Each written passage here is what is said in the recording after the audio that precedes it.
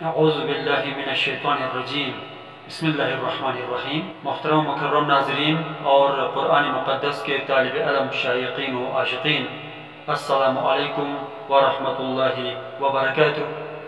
آج میں آپ کے لیے قرآن حکیم کے چند چیدہ مشکل اور پیچیدہ الفاظ، عبارات اور علامات کو ریفرنس کے ساتھ سلیس اور عام فہم طریق سے پڑھنے اور سمجھنے سے متعلق کلاس پیش کر رہا ہوں، جو کہ چند اقساط ایپیسوڈز پر مشتمل ہوگی۔ امید رکھتا ہوں کہ ہر ایپیسوڈ کو آپ ضرور پسند فرمائیں گے اور مفید پائیں گے۔ آج کی قسط نمبر 1 اس مطابق ہے: میرے عزیز قرآنی طالب علموں، قرآن مجید کے اندر جس صفحے پر آیت کے آخر میں علامت رکوع یعنی آئین کا نشان ہو، اسی کے برابر میں بارڈر پر حاشیہ میں حرف آئین 3 قسم کے مختلف نمبرز کے ساتھ آپ کو دکھائی دے گا۔ یہ نمبرز آپ کو کچھ بتا رہے ہوتے ہیں۔ جو نمبر آئین کے سر پر ہے بتا رہا ہے کہ سورہ کے حساب سے، یعنی جہاں سے یہ سورت شروع ہو رہی ہے وہاں سے یہ 17واں رکوع ہے۔ یاد رکھیں، سین سے سر، سین سے سورہ۔ جو نمبر آئین کے پیٹ کے اندر موجود ہے بتا رہا ہے کہ اس رکوع کے اندر 6 آیات ہیں، یعنی یہ قرآنی پیراگراف 6 آیات پر مشتمل ہے۔ اب رہا آئین کا نچلا نمبر۔ اس سے مراد یہ ہے کہ جہاں سے پارہ شروع ہوا ہے وہاں سے یہ رکوع نمبر 1 ہے۔ جیسے کہ اس رکوع میں دیکھیے، قرآن کا دوسرا پارہ سیقول کا یہ پہلا رکوع ہے۔ یہ رکوع سورۃ البقرہ کی آیت نمبر 147 سے دکھایا گیا ہے۔ اس لفظ کو پڑھنے کا طریقہ جان لیجئے۔ اکثر لوگ غلط پڑھتے ہیں۔ یہاں دیکھنے میں الف ہے، مگر اس کے اوپر جزم کی علامت آنے کی وجہ سے اب وہ الف مدہ نہیں بلکہ حمزہ ہے، اور حمزہ کا حرف جھٹکے والی آواز یعنی جھرکنگ ساؤنڈ رکھتا ہے، لہٰذا اس لفظ کو فی شان نہیں بلکہ فی شأن پڑھیں گے۔ فی شأن، فی شأن، فی شأن۔ یہ مثال آپ کے لیے سورہ رحمان کی آیت نمبر 29 سے پیش کی گئی۔ یہ نشان رموز اوقاف میں سے ہے، اسے وقف لازم کہا جاتا ہے۔ جب آپ قرآن مجید کی قراءت کرتے کرتے اس نشان پر پہنچتے ہیں تو لازماً وقف کرنا یعنی ٹھہرنا پڑتا ہے، ورنہ معنی بدل جانے کے قوی امکانات ہو سکتے ہیں۔ یہ مثال آپ کو قرآن میں جگہ جگہ مل سکتی ہے۔ قراءت کے دوران اس طرح کے مرکبات اور عبارات سے آپ پریشان نہ ہونا۔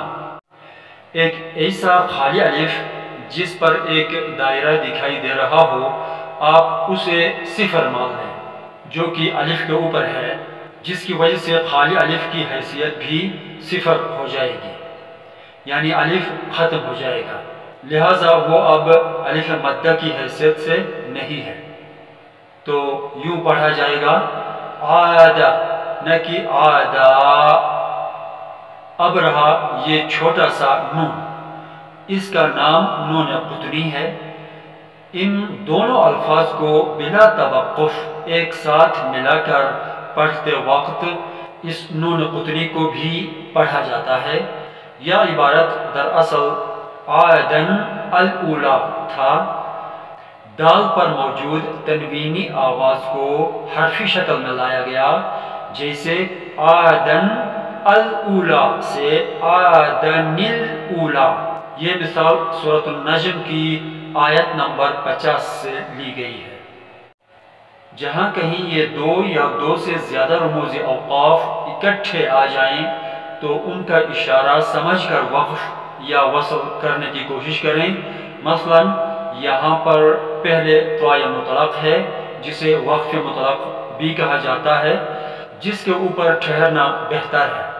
پھر اس پر قف کی علامت موجود ہے جس کے معنی ہے ٹھہر جا، سو یہ نشان بھی ٹھہرنے کے لیے ہی کہہ رہا ہے۔ پھر ان پر 3 نقطے دکھائی دے رہے ہیں جنہیں معانقہ کہا جاتا ہے۔ یہ 3 نقطے قریب قریب 2 بار یعنی 2 جگہوں پر آیا کرتے ہیں، ان میں سے کسی ایک جگہ پر ٹھہرنا ہوتا ہے، یہ آپ کو اختیار حاصل ہے۔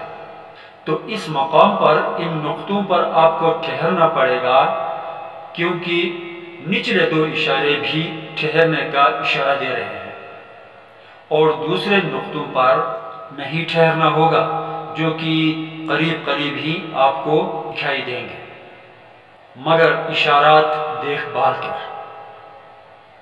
اس کے علاوہ ایک آسان طریقہ یہ بھی ہے کہ جو اشارہ سب سے اوپر ہے اسی کو ملحوظ نظر رکھنا ہوگا، تو وہ بھی بہتر ہے۔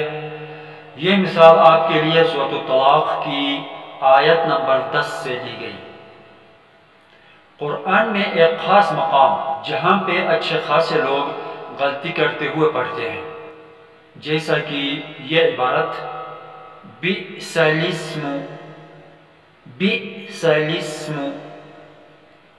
جبکہ بعض غلطی سے حرف لام کو اپنی طرف سے ساکن کرتے ہیں اور زیر کو حمزہ یعنی الف کے نیچے سمجھ بیٹھتے ہیں اور پڑھتے ہیں بئس الاسم، حالانکہ ایسا نہیں ہے۔ آئیے سیکھتے ہیں۔ سب سے پہلے تو لفظ بئس میں حمزہ ساکن پر جرکنگ ساؤنڈ، جھٹکے والی آواز ہونی چاہیے، بئس بئس۔ پھر اگلے لفظ میں خالی الف کو چھوڑنا ہے، پھر لام ہے زیر کے ساتھ، اسی لام کو سین کے ساتھ ملا کر جوڑ کر پڑھنا ہوگا، اور جو درمیان میں بھی ایک الف ہے یہ بھی خالی ہے، اسے بھی چھوڑ دینا ہے، پس پھر یوں پڑھنا ہوگا بئس الاسم بئس الاسم۔ یہ مثال قرآن کی 49ویں سورہ الحجرات کی 11ویں آیت میں مل جائے گی۔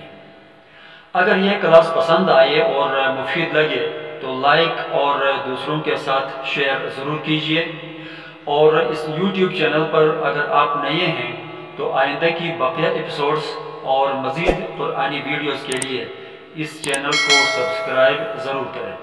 اللہ نگہبان۔ السلام علیکم ورحمۃ اللہ وبرکاتہ۔